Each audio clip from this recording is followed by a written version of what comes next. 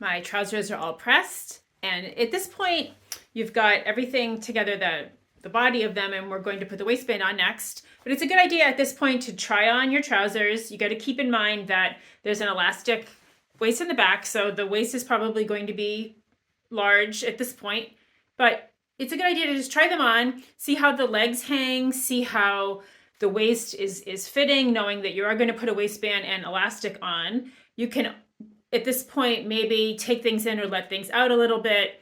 This is really your opportunity to do it. Once the waistband goes on, it's a little harder, of course, to make those types of adjustments.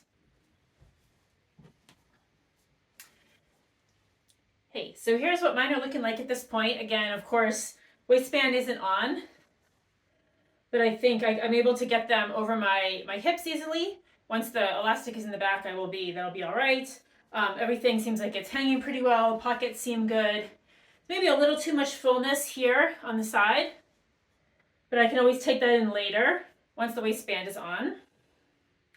Length is good. Everything seems like it's looking pretty good, so I'm pretty happy that you want this seam should be hanging down straight, more or less, from here down.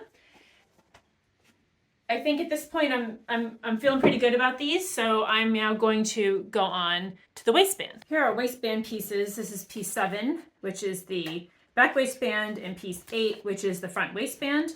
You should interface them if you haven't already. You need to interface one pair of the back waistband. The back waistband has a seam in the back, so that if you need to alter your waistband at some point, or if you have to make any changes to the elastic, it's a lot easier to do it in the center back seam than on the side seam. And then for piece 8, for the front waistband, you want to interface one of them and then leave the other one the way it is. I'm doing view A, the dress trouser, so I'm using the same fabric for both the waistband and the facing, which is the inside piece of the waistband. If you're doing view B out of denim or twill or something, you might want to use a softer material for the facing on the inside, especially if on your belly, if rubbing on your belly is uncomfortable for you. You could use the same lining that you used for your pocket bags, or some other soft cotton or some other kind of material that will work well with the external fabric. So now I'm going to take you through how to put together the waistband and then how to attach the waistband to the pants. We're going to start by just sewing the waistbands together. So we'll start with that center back seam on both of the pieces, like I mentioned.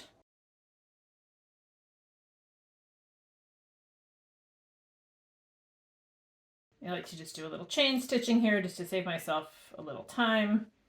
So this is the center back seam on that was the uninterfaced waistband, and now here is the interfaced one.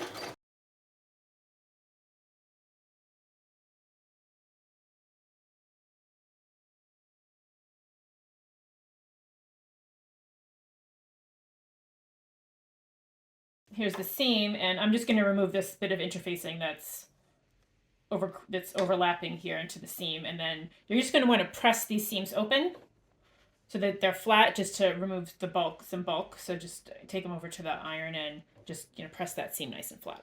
I've got the waistband facing pieces here together, so those are the uninterfaced pieces of the waistband, and we're going to sew those together so that they're in a big loop. What you should do when you sew these together, you're just going to sew them on the side seams, but you need to leave some space here for the elastic. We're going to insert the elastic through the waistband facing later. So don't just sew the whole thing down. What you're going to do is just sew them together a little bit at the top and the bottom, and leave about a 1-inch gap or so, a couple centimeters gap for the elastic to go in later. So I'm just going to go here and just sew that a little bit and knot it off. And then I'm going to do the same on the other side.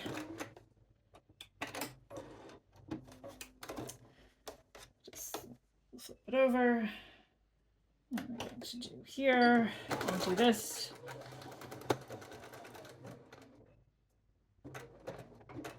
And knot it off. So you've got a gap here. You'll be putting the elastic in later, but for now, you've got the waistband together. And you're going to do that on both sides of the waistband facing.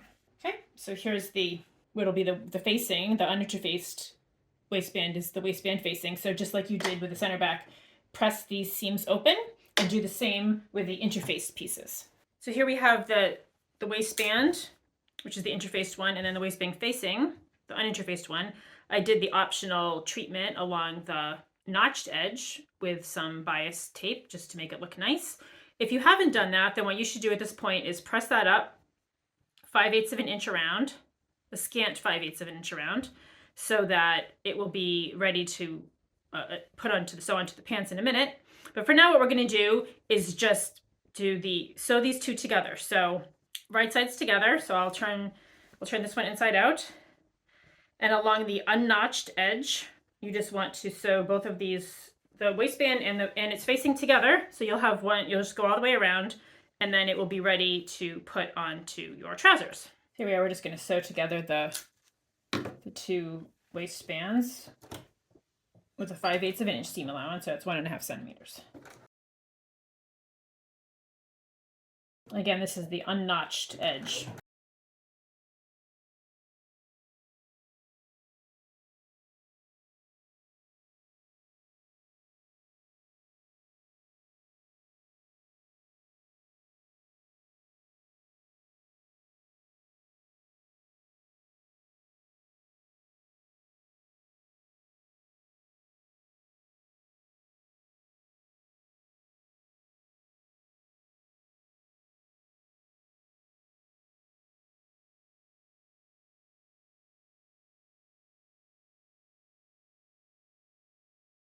Okay, here are the waistband and the waistband facing. So here's the waistband and the waistband facing sewn together. And now we're going to do, if you recall from the previous understitching adventure that we had, we're going to understitch this if you're doing view A, which is the dress trouser, because on the dress trouser you don't have a lot of top stitching on that side. If you're doing view B, you can skip the understitching because you are going to top stitch it all the way around when it goes onto the pant. But for view A, we're going to understitch, and again, just as a reminder of what that involves, here's the seam allowances that we just sewed, and we're going to press the waistband facing, which again is the non-interfaced bit of the waistband here. We're going to press that so that we've got a little sandwich of the waistband facing and the two seam allowances. And then a couple of millimeters, just a little bit away from this seam, we're going to sew through the facing and into both of the seam allowances. So we're going to basically anchor the facing down onto itself. And we're just going to do that all the way around, and that will be understitching, and that will keep the waistband nice and firmly in place without top stitching showing on the outside. And then we'll be ready to put this waistband onto the pants. Here's just another view of understitching. We're going to start, here's the facing and the seam allowances for the facing. They've all been pressed to the right, and then I'm going to just move my needle over a couple and then put the center of my presser foot on the seam that I just sewed, and then I'm just going to go along here and just sew along to sew the facing down to its seam allowances. And as you go along, you can just gently sort of pull this seam, the seam that you just sewed to sew the two waistbands together. You can just pull that apart very gently so that you're certain that you're getting the full area that you want for the stitching to go in, to keep your waistband nice and flat. I'm just going to do that all the way around. And again, this is for view A. If you're doing view B for with denim or twill or something, you're going to skip this because you're going to do the top stitching later, and I'll show you that next. Here's what it looks like when it's understitched, and now we're just going to bring it back over to the pressing station and press it, and we're just going to press it down, give it a little press down like this, and you'll have on the inside, you'll have your facing with your understitching when it won't show on the right side. On the right side, it will be a nice plain flat waistband. Now is the moment we've all been waiting for. We're going to put the waistband on the trousers. Start by pinning at the side seams and at the center back. So just hit it with 3 pins there, and then you're going to match up your notches. So here's the notch for the front, and that is supposed to line up exactly with the pocket where the side pocket comes together. Those are supposed to come together there, and that's where this notch should line up right there nicely. So hit it with a couple pins. And the back, the notches should line up with the darts. So again, here's the notch, here's the dart in the back.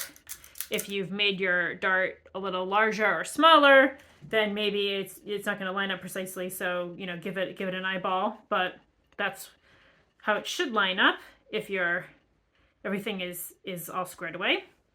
So go ahead and pin this whole waistband together onto the trousers, and then we are going to sew it on.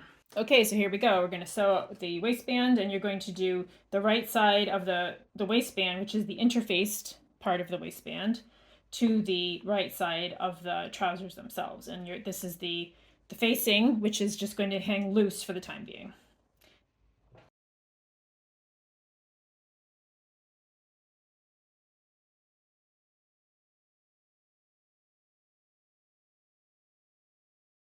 You're just going to go all the way around. Okay, so here we go.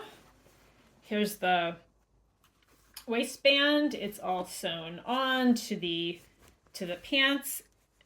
Okay, you've got your waistband. Now it's sewn on to the trousers, and if you unfold it all the way, it's going to look like this.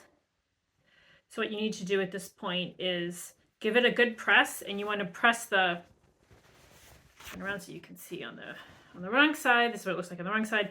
You want to press the seam allowance for the pant. You want to make sure that that's all pressed up. And then you're going to fold the waistband down to cover the seam that you just sewed. Again, because I put this trim, this little bit of bias binding on the raw edge of the waistband facing, this is what it looks like. But if you didn't want to do that, the other way you can do it is you'll just press this up 5/8 of an inch, and then it will cover. It'll be like this, and it will cover this is the seam you just sewed where you sewed the waistband onto the pants. So either way, go ahead and do that. You need to give it a good press all the way around. So we've got the waistband on. Here's the facing. Here's the waistband we just sewed, and you're going to just tuck the waistband down in the inside. You're going to press up these seams. Be sure that this is all pressed up toward the waist. You can fold the waistband facing over, and then just make sure that this is all nicely pressed. Make sure that this is all very smoothly pressed here. Give that a nice press. And then we're going to be sewing this down, and we're going to do it what's called in the ditch, where you are going to sew just down right on top of that seam that we just sewed. So to make sure that everything is lined up the way you want it to be, put a pin straight in that seam that you just sewed, and it should go through to the facing on the other side nice and cleanly. Again, for the waistband facing, I did this little bias treatment just to make it fancy. But if you didn't do that, you would just simply press this 5/8 of an inch under, and it would lie like this right on top of that, and you would press that down. And again, when you go and pin it, it will capture the facing within the seam that we're going to sew. We're going to go in the ditch all along here. So go ahead and give everything a good press, give everything a pin, and then we will hit the ditch. Okay, now we're going to finish sewing the waistband on. Got everything pinned in the ditch here to the other side. You'll see there'll be a nice clean finish there when we're done. I'm going to lengthen my stitch to 3 millimeters. You're going through several layers of fabric at this point.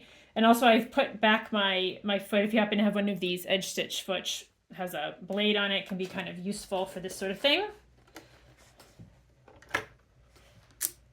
And we're just going to sew straight down into the seam that we just sewed when we put the waistband on. And just take it slow.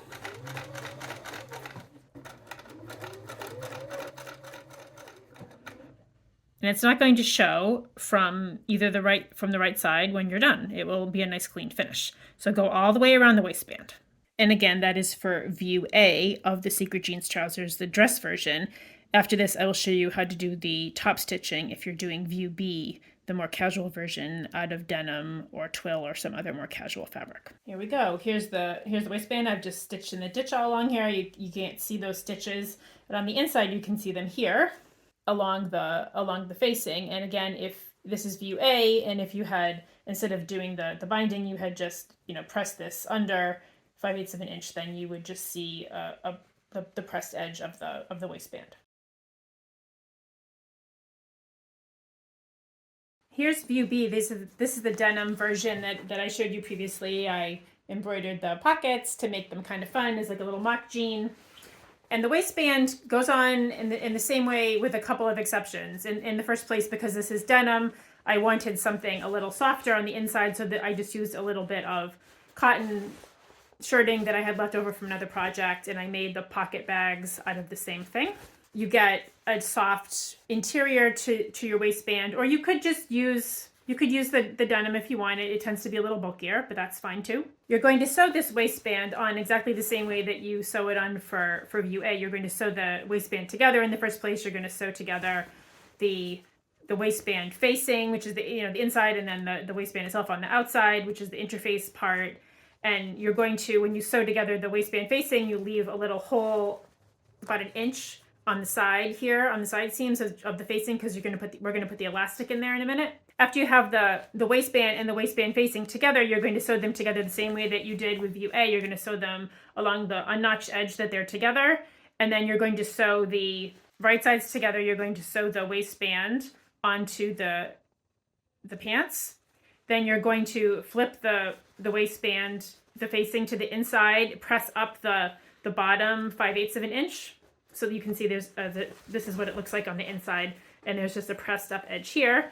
And then you're going to top stitch all the way around. You'll just start at center back and just along the edge, you'll go all the way around here, and you'll go all the way around here. So you'll have 2 rows of top stitching, one here and one here. You don't need to stitch in the ditch. You don't need to understitch because you're top stitching. Just be sure that you've pressed everything so it's nice and flat. If you're feeling daring or you want to get a little artsy with it, of course you can do a contrasting top stitching. In this case, I used a matching top stitching. That's all you need to do, and your waistband is complete, and now we are going to put in the elastic.